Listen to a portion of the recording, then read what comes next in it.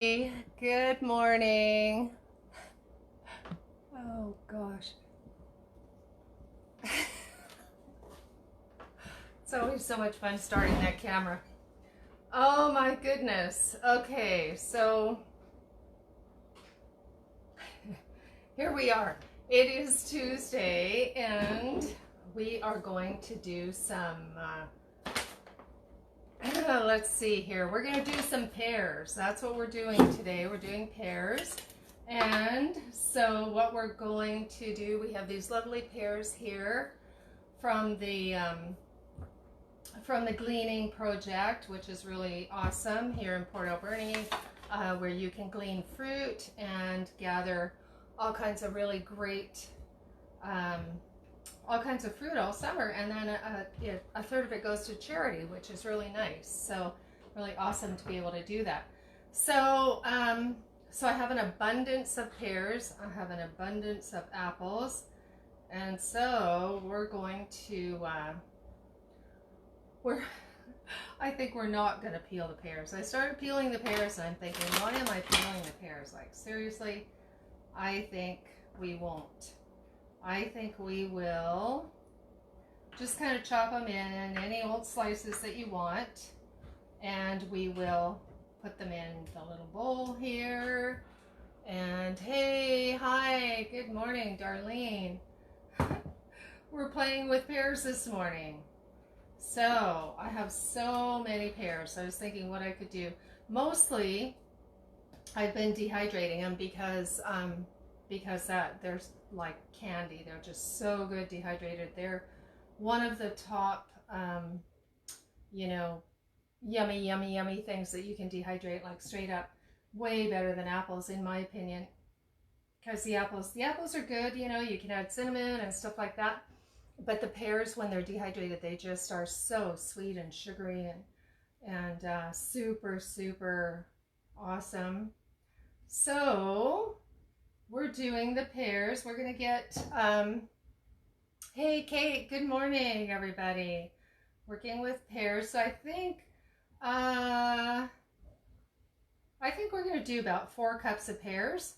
Just looking at how much my little measuring thing here holds. And so we're just going to cut these up, and if you wanted to peel them you could. I'm not going to. I washed them all with vinegar, and what what you could do is you could add a little bit of lemon juice if you wanted to, you know, just to stop them from discoloring. But we're going to work with them pretty quickly here, so I'm not going to worry about that right now. And so what we're making is like a pear cobbler. And then we're going to do something else right after that. And here we go. Lots of pears. So pears, benefits of pears. Let me see. Fiber. Most people know that pears have a lot of fiber.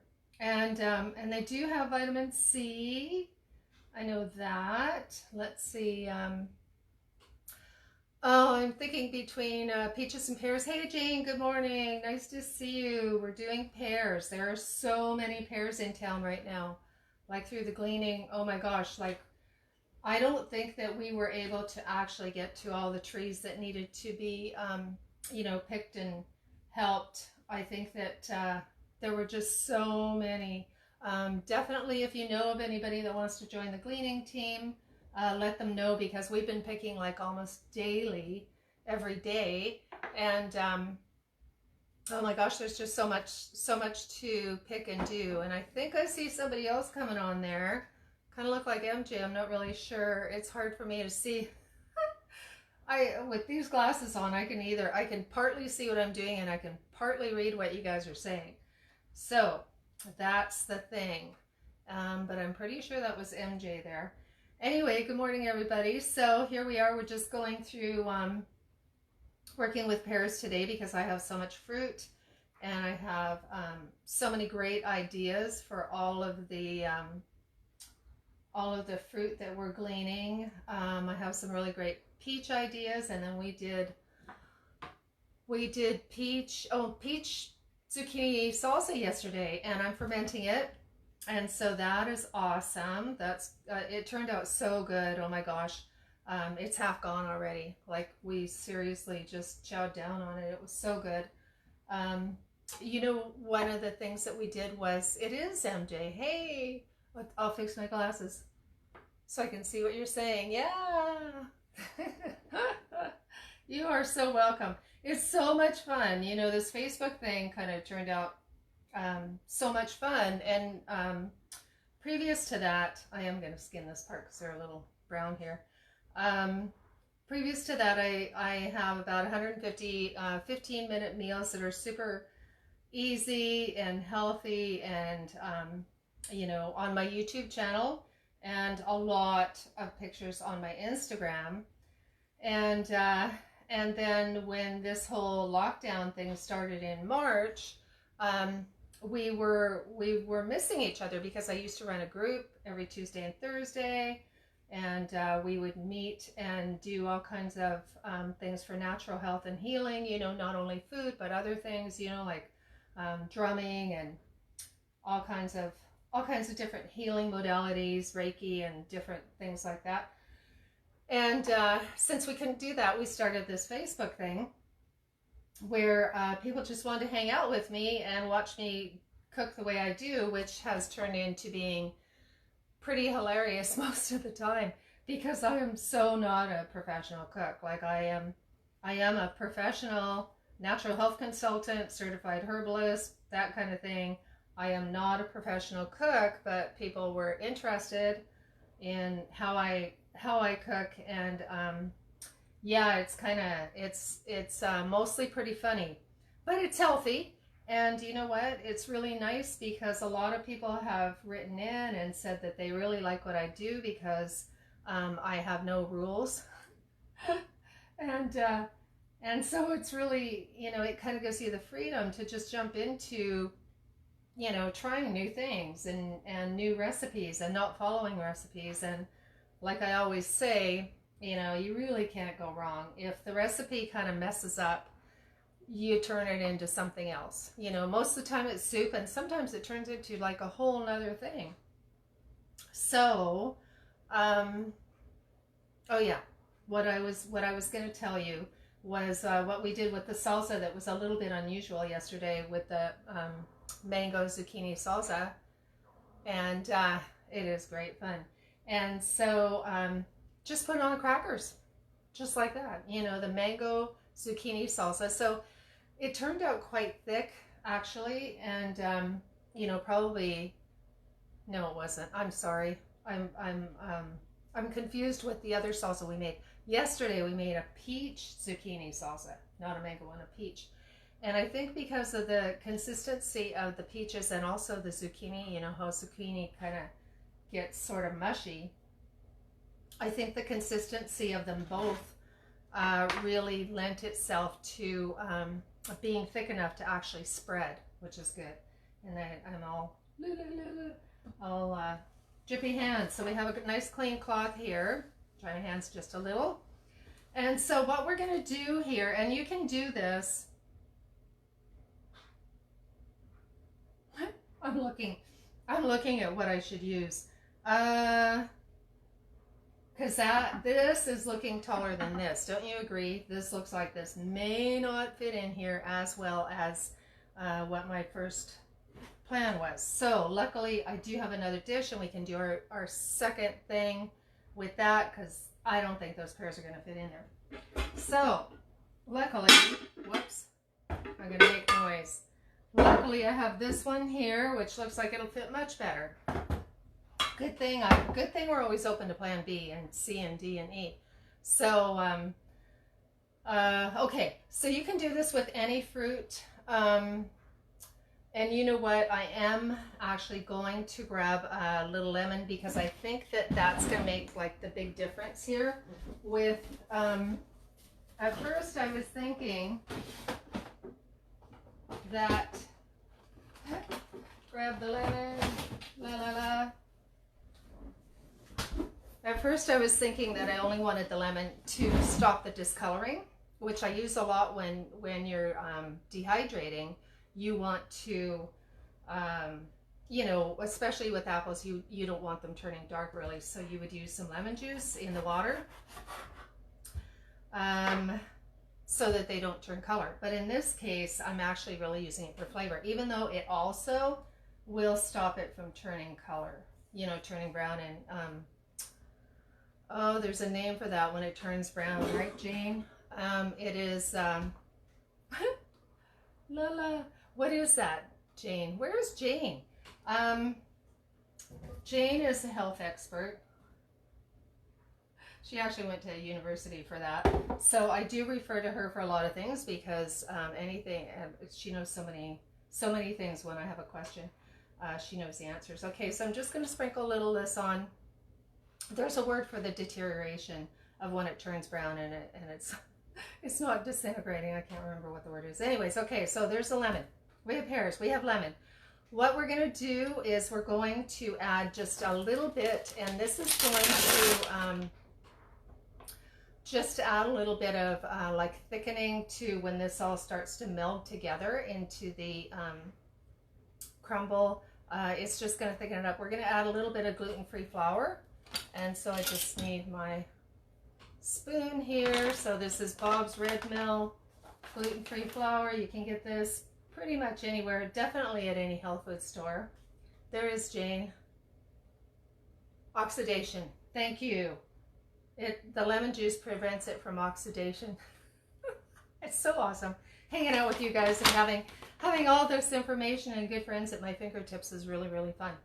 Okay, so just a little bit. It's not a lot, just enough to, that was like a heaping, actually that was just a heaping teaspoon for 4 cups of pears. And just to kind of give it a little bit of a sauce when it starts cooking. I'm going to add also, I mean, these pears are super sweet, but just to, you know, it may not be the best thing, but just to sort of make it a little bit caramelized and add that, you know, that richness, I am going to add about, what's that say? That says 1/8 of a cup. I'm going to add 1/2 of 1/8 of a cup, which I do believe would be a 1/4 of a cup. Oh no, it wouldn't be. That can't be 1/8 of a cup.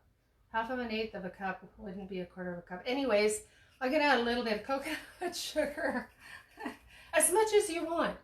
And again, it depends on the pears. These pears happen to be very, they're pretty ripe. So I actually honestly don't need any sugar. I'm just trying to, you know, make it a little bit more decadent.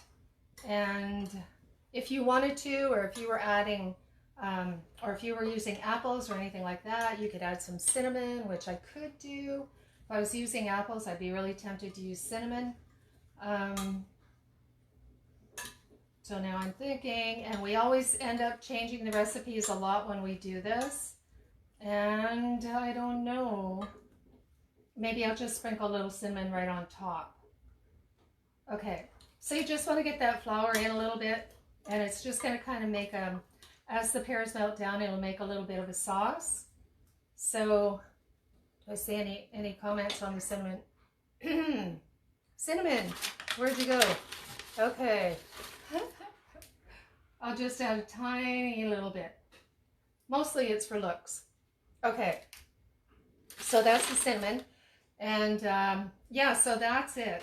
You kind of want to get it even, you know, kind of flattened out so that when you put your topping on, which you can use pretty much anything for your topping, you know, typically use oats. You can use nuts, you could add sunflower seeds. Like if you, again, if I was using apples, I would use, I might even add pumpkin seeds, sunflower seeds, that kind of thing. So right now I'm just going to use these are they're obviously steel cut oats. And you can buy these at Healthy Habits or any health food store. I happen to get these from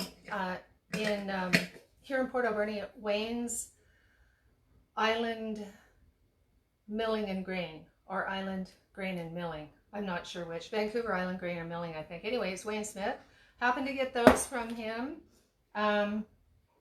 But most often, but when you do that, that's like really big amount. So most often I buy at Healthy Habits or any health food store, anywhere that you can get the oats, make sure they're fresh. It's really important to, in order to get the benefits of the beta glucans and all that good stuff that's in oats, all the vitamins and minerals, you really want to make sure they're fairly freshly rolled, which means they've been flattened out. Because I also do buy oat groats, Groats,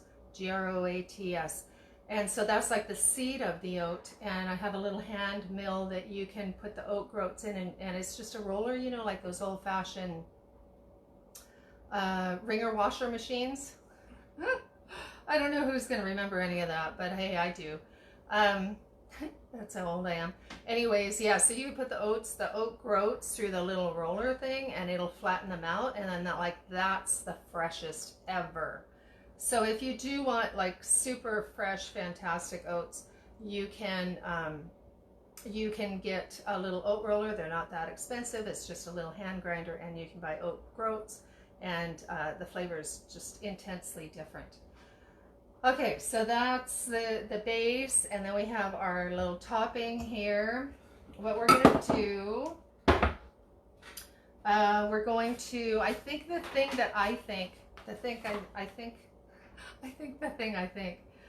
we're going to add some hazelnuts.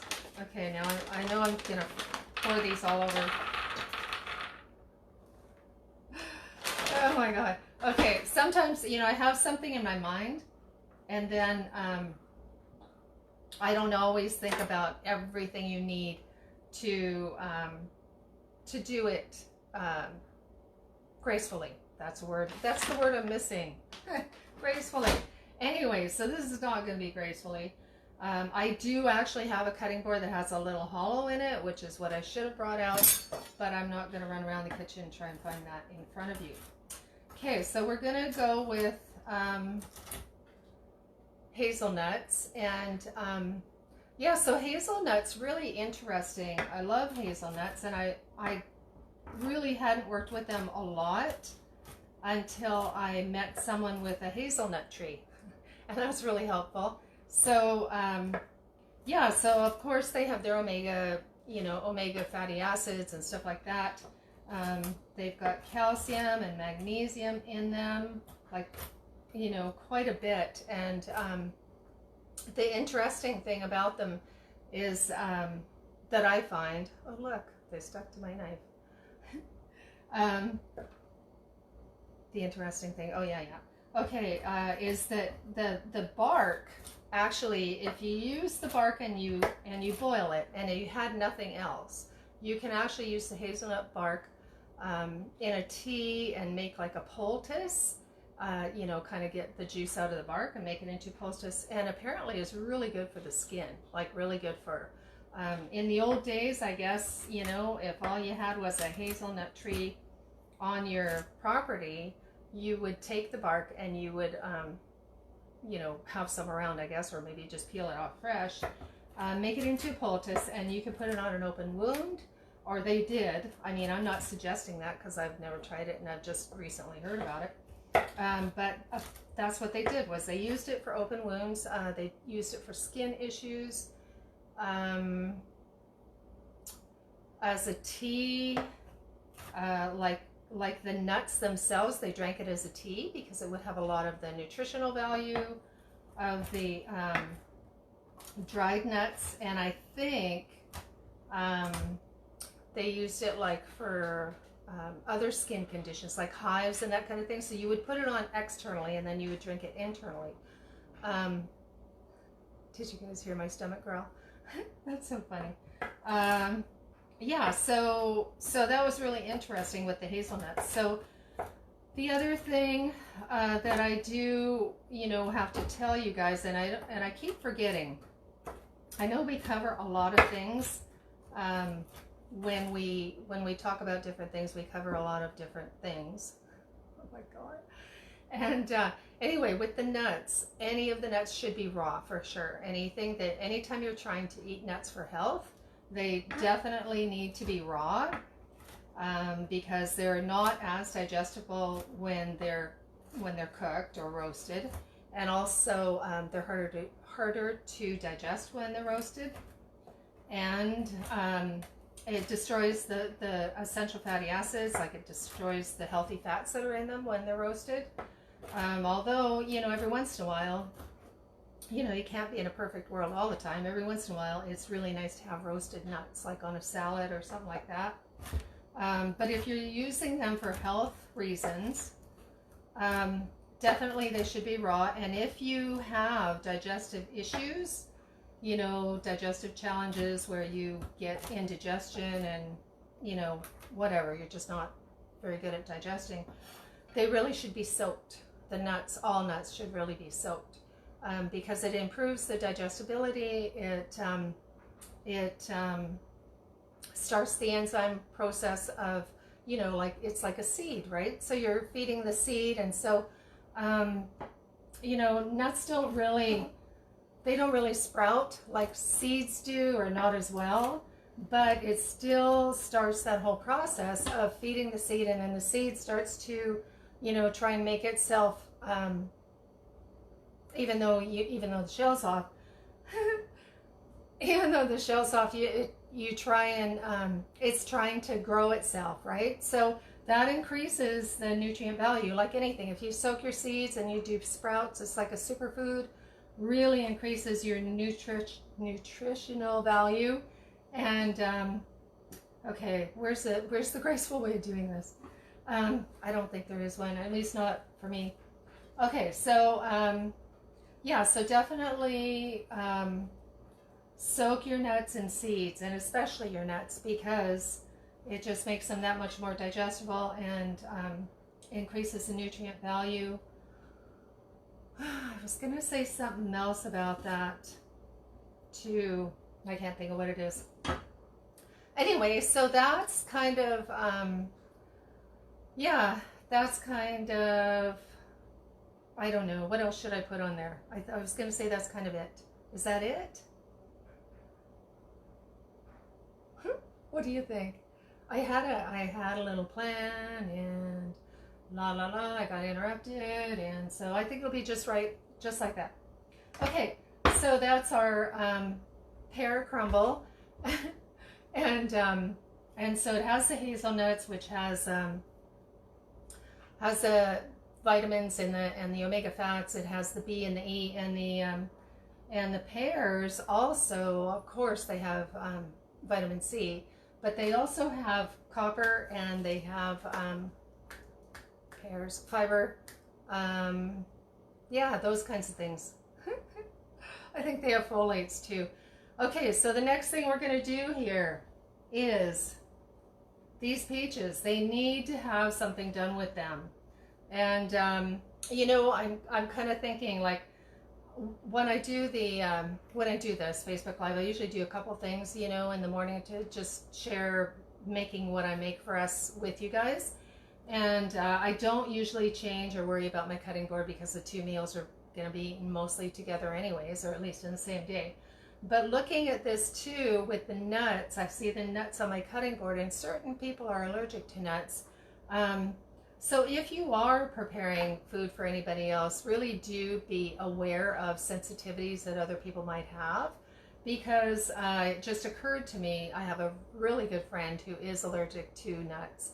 And, you know, I could make this peach, what I'm going to make here, the peach thing, on this cutting board that has had nuts, and a knife that's had nuts on it.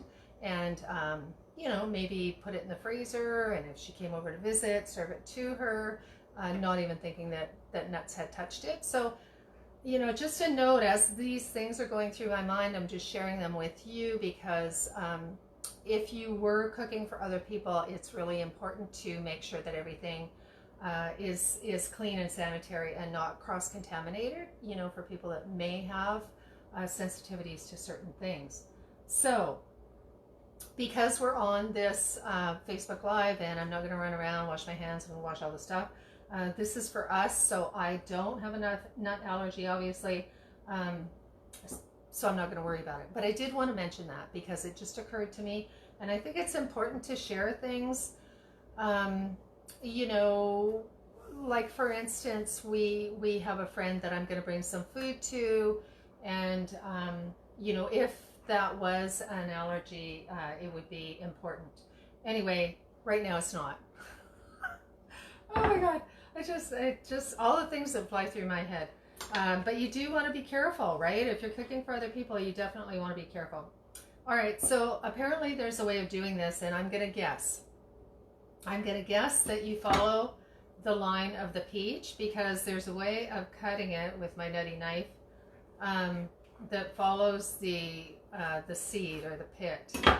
So, oh, this one's really soft. Okay, let me try and, oh, I did it, kind of, sort of. Okay, so here's our plan. We're going to make, I can't remember what it's called. But I saw it and I thought, oh, that'd be cool, because I have so many peaches and I need to use them. They're roasted peaches basically, but I'm pretty sure they were called something else besides roasted peaches. But that's pretty much what we're going to do. Is you know, maybe they were called candied peaches or something. But we're just going to cut them open and take the pit out, and we are going to just roast them. And apparently it's like the thing. So we're going to try that because I want to try the thing because I've never had that before. This thing. And then when they're finished, the basic, you know, suggestion, that's the word I'm looking for. The basic suggestion for this is to, you know, put a dollop of ice cream in the middle when they're finished roasting, which, you know, sounds very decadent. But I don't do, I try not to do any dairy, and I definitely don't do ice cream. So, you know, I never even liked it as a kid. See how these dishes just kind of interchange themselves? Because I was going to put that in there and that in there, and it worked out perfect. That I couldn't. So anyway, so my plan for these roasted peaches is once they're roasted, you put them in with, what I'm going to do is, because this had a lid. Oh my gosh, this has a lid. And I was going to do this and put the lid on, you know, to get the juices of the peaches going. And now that I've put my pears in my peach container, I don't have a lid for this. So I'm probably just going to put a little piece of foil on top and a little bit of water. And just get them to steam and then just roast them.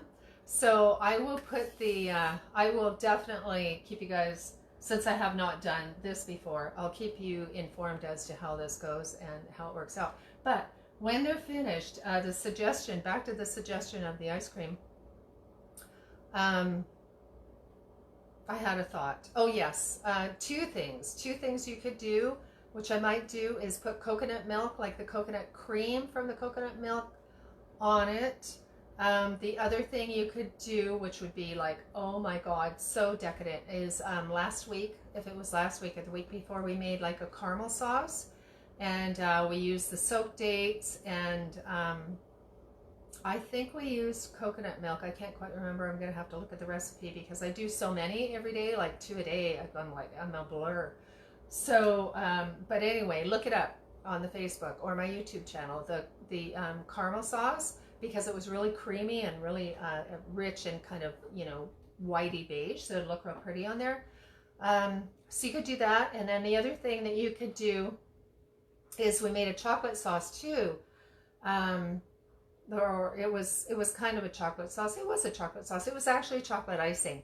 And so once they cooled, you could put that on, and it's made with coconut oil. So if you put the coconut oil in any kind of heat, as you know, it will melt. So it would turn into a chocolate sauce if you added it a little dollop of the coconut icing, which is also on my YouTube from, I don't know, the other day. That would be really decadent too. So I'm just going to play with it. Once these guys are cooked, I will, I'll play with it and I'll let you know what I ended up doing, which will be super awesome and really yummy. And so now we're going to do we have time for a third thing. And I must be on a dessert kick, because that seems to be all I want to do. Plus I have a whole bunch of bananas that really need to be used. So that's even more important. So what I'm going to do is move this here, I'm gonna move my little thing. So far I have not found a second magic bullet thing, but I'm looking for one. I'm looking for the cups, and there's two different kinds of these. This goes with a magic bullet, which I don't know where it went. Honestly, I have no idea. Anyway, I need a magic bullet to go with these, and or I need these guys, which are slightly different. This is called a miracle blender, and I don't know. Anyway, okay, I'm going on and on. Okay, so when you have bananas that are like needing to go, these guys are like seriously almost done. So obviously you can make banana bread with these overripe bananas, or what you can do is peel them and then slice them in chunks and put them in the freezer. And when you put them in the freezer, what I do, and I guess I'll show you one day, but it's so easy. You just slice them, put them in the freezer, and then you open up the freezer bag and you pull out some chunks and you pop them in your blender, your Vitamix or whatever, and it'll make like ice cream. It'll have a little bit of a banana flavor, but it'll be, because they're frozen, it'll be like an ice cream. And then you can add any kind of fruit you want to it. You can just add cocoa, which is kind of sort of what we're going to do here. You can add any kind of fruit to that frozen bananas, and it will take on the flavor of the fruit. So it won't just taste like banana is what I'm trying to say. Like if you put a bunch of strawberries in there or blueberries or whatever, if you put enough of that, you won't taste the banana at all. So anyway, okay, here's what we're doing. And I always forget, I was going to put the banana in here, but when I put the banana in here, you want your mushy, soupier things closer to the blade. And I'm so used to using the Vitamix, which goes like this, really. And so your banana would have gone onto the blade. I don't want my banana, I don't want the cocoa up against the blade because it makes it harder to spin. That's what I'm trying to share with you. There is a method. Oh my goodness. Okay, we're going to need a couple of bananas because this one's like, seriously, that one has a bruise. So we, put the dry ingredients in towards the bottom of the cup, not at the blade. Okay, so dry ingredients. This is the cocoa. Nice heaping. And I know I've done this before, and I don't want to bore you guys like, doing the same thing too many times, but there are certain things that I really love, and so I keep doing them, making them. So, but this time I'm going to add just a little bit of cayenne to it to spice things up. So there we go. And this is really good if you want a super nice hot drink in the winter or whatever. I do cocoa and cayenne and hot water, of course, like to make a hot chocolate, but I'm adding the cayenne and then just a little bit of almond milk, and oh my God, it is so good. So we're adding that banana, and I'm going to see what I can get out of this one here. Maybe another half, because that's just a little tiny thing here. Just a little tiny blender. Okay, let's see if I can get a third part in there. Okay, and this is the part I always forget, and I remembered because this is like the third time. This is like the third time I've done that. Everything's sticking together. Okay, I'm gonna add a little bit of water to it. Okay, not much. That was like maybe a tablespoon.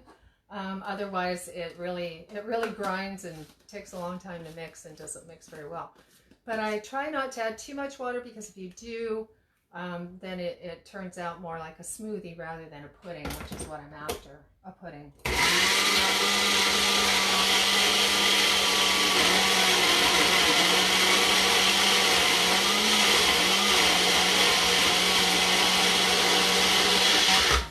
I'm going to give it a little shake just to try and figure out if it hit all the banana. I don't think so.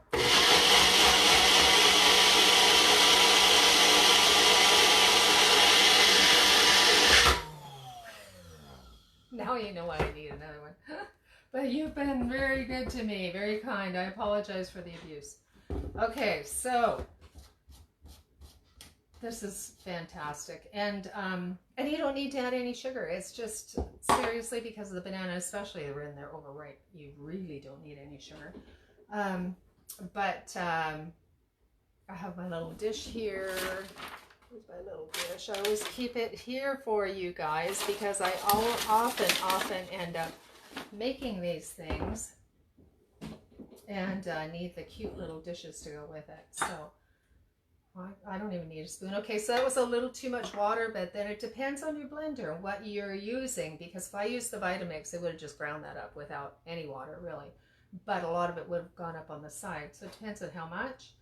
But at any rate, even if this is coming out like a smoothie, it will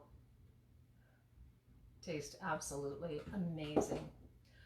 Okay, so I'm going to do that with the rest of these bananas, and I'll probably freeze them, and then I'll show you guys a little bit more on that. And I'll put these in the oven, and I'll take pictures, and we'll see how they turn out. So anyways, I forgot to show you something else, but I'll show you tomorrow. We usually do a herb of the day, but we'll do that tomorrow since we did 3 recipes today. All right, we'll see you tomorrow morning. Thank you for hanging out. Check out my YouTube channel and my Instagram, and we'll see you tomorrow at 11. Thank you for coming and hanging out. It was too much fun.